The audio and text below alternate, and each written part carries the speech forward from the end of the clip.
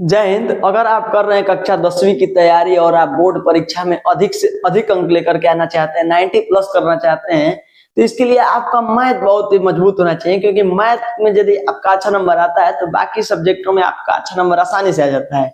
तो मैं लेकर के आया हूं मैथ का एक इम्पोर्टेंट क्वेश्चन, जो कि बोर्ड परीक्षा में इस तरह के क्वेश्चन बहुत बार पूछे जा चुके हैं, जिसमें आप लोगों का इस तरह से एक त्रिकोणमितीय अनुपात यानी कि साइन थीटा का मान दे दिया है, और यहाँ पे tan theta, cos theta, sec theta, cot theta इस तरह से दिया रहता है और आपको मान पूछा जाता है। तो एक त्रिकोणमितीय अनुपात दे करके अन्य त्रिकोणमितीय अनुपातों को पूछ करके और उस तरह से जब सवाल बनाए जाते हैं, तो यहाँ पे देखिए हम लोग इस तरह के सवालों को कैसे करेंगे और बहुत ही आसानी से समझेंगे कि कैसे करना है। तो देखिए साइन थीटा आप लोगों ने पढ़ा होगा कि साइन थीटा जो होता है बच्चा लोग क्या होता है, तो लंब बटा कर्ण होता है। क्या होता है? लंब बटा में कर्ण होता है। और इसका जो मान हमें पहले से दिया हुआ है कि साइन थीटा बराबर क्या दिया हुआ है, 4/5 दिया हुआ है। ठीक ना। यदि आपको यहाँ याद ना होता हो कि साइन थीटा बराबर लंब बटा कर्ण होता है, कैसे पता चलेगा, तो आपके लिए एक ट्रिक मैं यहाँ पे लिख दे रहा हूँ, आप लोग इससे याद कर लीजिएगा। लाल बटा में कक्का, ठीक ना, लाल बटा में कक्का। अब इसको कैसे याद करना है कि किसका मान क्या होता है। देखिए लाल बटा कक्का किसका होगा, साइन होगा। आपको याद होगा कि साइन कोस टैन, तो ये मान जो होता है बच्चा लोग कौन सी का होता है, ये साइन का होता है। कौन सी का? साइन थीटा का ये मान है।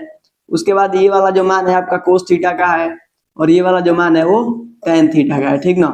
इसी तरह से साइन जो है कोसेक के उल्टा हो जाता है, कोस जो है सेक का उल्टा हो जाता है, टैन जो है कोट का उल्टा होता है। तो हम लोग इसके मानों को क्या कर लेंगे, उल्टा कर लेंगे। ठीक ना।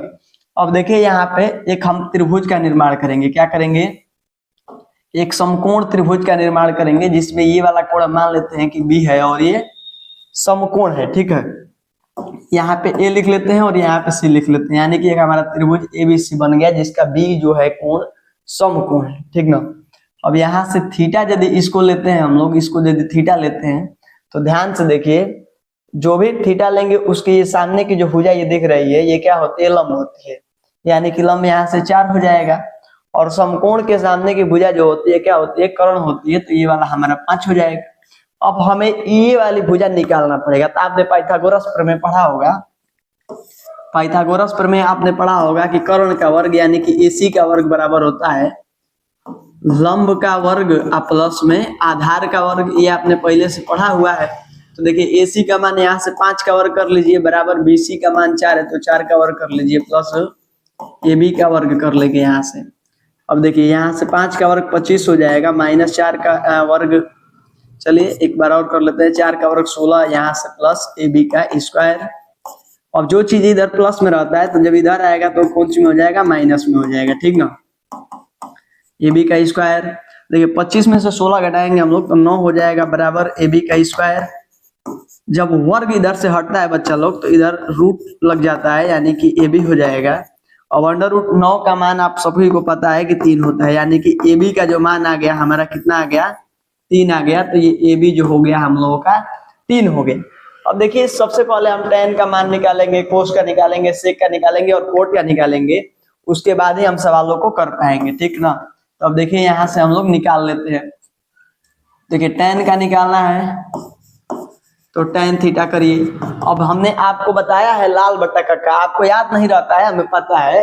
तो tan थीटा निकालना है तो आप इसको याद करिए, लाल बटे कक्का। तो देखिए tan का ये मान है ना, तो लंब बटा आधार। अब थीटा यहाँ है तो लंब कौन है, 4 है, यानी कि BC है, BC लिख लीजिए यहाँ पे, और आधार कौन है, AB है। तो BC जो है बच्चा लोग 4 है और AB जो है 3 है। तो इस तरह से आसानी से निकाल सकते हैं।